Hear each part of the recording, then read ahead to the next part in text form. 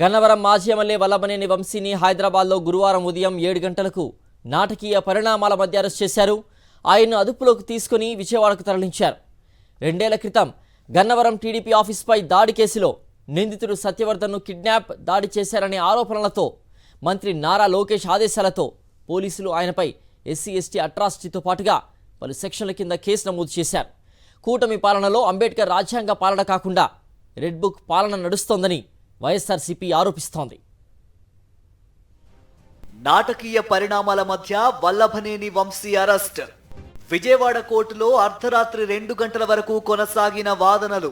వంశీని ఎలాగైనా అరెస్టు చేయాలనే ప్రభుత్వ పెద్దల పన్నాగం. న్యాయ వ్యవస్థ అంటే ఏమాత్రమూ లెక్కలేదన్నట్లుగా చంద్రబాబు సర్కారు బరితెగింపు. హైదరాబాద్ రాయదుర్గం మైహోం బుజాలోని తన ఇంట్లో ఉన్నట్లు తెలుసుకుని అక్కడికి వెళ్లి వంశీకి BNS 47/1 నోటీసును అందించి ఉన్నపలంగా అరెస్టు చేశారు. ఆ తర్వాత రోడ్డు మార్గంలో మధ్యాహ్నం విజయవాడకు తీసుకొచ్చారు. కొద్దిసేపు భవానీపురం పోలీస్ స్టేషన్ లో ఉంచి అనంతరం కృష్ణలంక పోలీస్ స్టేషన్ కు తీసుకొచ్చారు. ఈ కేసు విచారణ అధికారిగా వ్యవహరిస్తున్న సెంట్రల్ ఏసీపీ కె దామోదరరావుతో పాటు law and order ADCP G Ramakrishna రాత్రి 9 గంటల వరకు వంశీని 8 గంటల పాటు విచారించారు.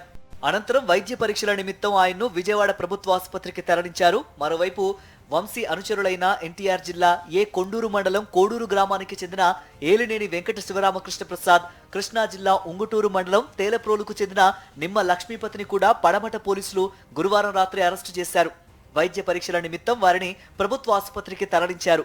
అనంతరం వంశీని కోర్టులో హాజరుపరచగా అర్ధరాత్రి 2 గంటల వరకు వాదనలు కొనసాగాయి. వంశీ తరఫున పొన్నవోలు సుధాకర్ రెడ్డి వాదనలు వినిపించారు. వాదనలు కొలిక్కి రాకపోవడంతో న్యాయమూర్తి అదనంగా మరో అరగంట పాటు వాదనలు విన్నారు. అనంతరం వంశీతో పాటు మరో 2కి 14 రోజుల రిమాండ్ విధించారు. అనంతరం పోలీసులు వంశీని విజయవాడ సబ్ జైలుకు తరలించారు. ఇక రెడ్ బుక్ రాజ్యాంగం అమల్లో భాగంగా న్యాయ వ్యవస్థ అంటే లెక్కలేనట్లుగా చంద్రబాబు ప్రభుత్వం వేధింపులతో బరితెగిస్తోందనడానికి వల్లభనేని వంశీ అరెస్టే ఉదాహరణ.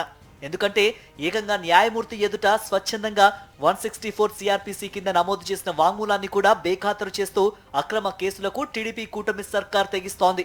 అసలు వంశీపై అక్రమ కేసుకు ప్రాతిపదికగా పోలీసులు చెబుతున్న Gannavaram TDP office computer operator Mudunuri Satyavardhan ఫిర్యాదే అబద్ధమని కోర్టు సాక్షిగా ఇటీవల తేలిపోయింది. ఖాళీ కాగితాలపై తన సంతకం తీసుకొని ఫిర్యాదు చేశారని, అసలు ఫిర్యాదులో ఏముందో కూడా తనకు తెలియదని సత్యవర్ధన్ సాక్షాత్తు న్యాయమూర్తి ఎదుట స్పష్టం చేశారు. వంశీ తనను బెదిరించనే లేదని, తనపై దౌర్జన్యం చేయలేదని స్వచ్ఛందంగా వెల్లడించి తన ఫిర్యాదును వాపసు తీసుకున్నారు. దీంతో ప్రభుత్వ పెద్దలు ఇది అవమానంగా భావించి ఎలాగైనా వంశీని అరెస్టు చేయాలని నిర్ణయించినట్లు సమాచారం. ఈ మేరకు గన్నవరం ఎమ్మెల్యే యార్లగడ్డ వెంకటరావుతో సుదీర్ఘ చర్చల అనంతరం సత్యవర్ధన్ కిడ్నాప్ పన్నాగం పండినట్లు తెలుస్తోంది. మరోవైపు పోలీసులు సైతం కోర్టులోని పరిణామాలన్నింటినీ బేఖాతరు చేస్తూ రెడ్ బుక్ కుట్రనే కొనసాగిస్తున్నారు. ప్రభుత్వ పెద్దల డైరెక్షన్ లో సత్యవర్ధన్ తమ్ముడు కిరణ్ పై ఒత్తిడి తెచ్చి అవాస్తవ ఆరోపణలతో మరో అబద్ధపు ఫిర్యాదును ఈ నెల 12న ఇప్పించారు. మాజీ ఎమ్మెల్యే వంశీ, కొమ్మాకొట్లు, భీమవరపు రామకృష్ణ, గంటా వీర్రాజు తదితరులు తన సోదరుడిని కిడ్నాప్ చేసి కేసు వాపసు తీసుకునేలా బెదిరించి భయపెట్టారని అందులో తెలిపాడు. ఫిర్యాదు స్వీకరించిన వెంటనే పడమట పోలీసులు వంశీపై అక్రమ కేసు నమోదు చేశారు. అంటే తమకు అసలు న్యాయ వ్యవస్థ అంటే ఏమాత్రమూ లెక్కలేదన్నట్లుగా చంద్రబాబు ప్రభుత్వం బరితెగిస్తోందన్నది వంశీ అరెస్టు ద్వారా స్పష్టమవుతోంది. మరోవైపు ముదునూరు సత్యవర్ధన్ గురువారం సాయంత్రం పడమట పోలీస్ స్టేషన్ లో ప్రత్యక్షమయ్యాడు. ఆయన్ను పోలీసులు రహస్యంగా స్టేషన్ లో ఉంచి స్టేట్మెంట్ రికార్డ్ చేసుకున్నారు. వంశీ అరెస్టు నేపథ్యంలో సత్యవర్ధన్ స్టేట్మెంట్ ను రికార్డ్ చేయడం చర్చనీయాంశంగా మారింది.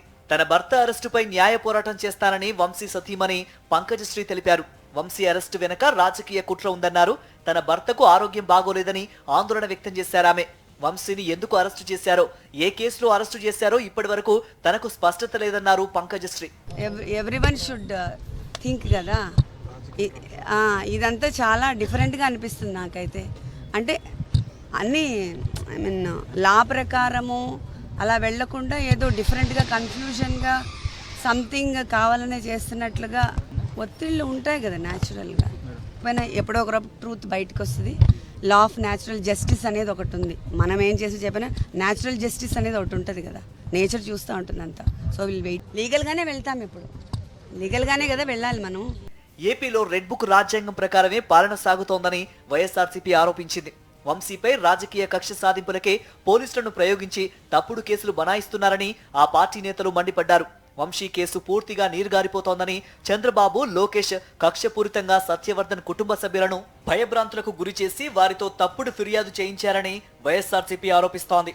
ఇలాంటి దుర్మార్గ విధానాలకు ప్రభుత్వ పెద్దలే పాల్పడుతూ ఉంటే ఈ రాష్ట్రంలో ఎవరికైనా న్యాయం జరుగుతుందా అని ప్రజా సంఘాల నేతలు చంద్రబాబు సర్కార్ను ప్రశ్నిస్తున్నారు.